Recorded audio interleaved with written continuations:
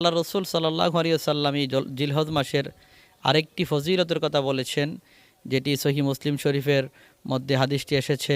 হাদিস নম্বর 1162 নম্বর হাদিসের মধ্যে আল্লাহ রসুল সাল্লাল্লাহু আলাইহি ওয়াসাল্লাম বলেন, যেই ব্যক্তি জিলহজ মাসের 9 জিলহজ আরাফার দিনে রোজা রাখবে, আল্লাহ রসুল সাল্লাল্লাহু আলাইহি ওয়াসাল্লাম বলেন, ওই ব্যক্তির পূর্বের এবং পরের 2 বছরের সমস্ত গুনাহ আল্লাহ তাআলা তার গুনার কাফফারাই আরাফার দিনের রোজাটা হয়ে যাবে। সুবহানাল্লাহ।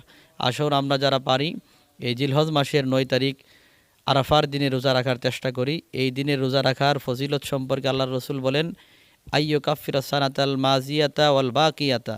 এই দিনে যে ব্যক্তি রোজা রাখবে, আমি মনে করি যে তার পূর্বের এবং পরের 2 বছরের গুনার কাফফারা হয়ে যাবে এই দিনের রোজাটি।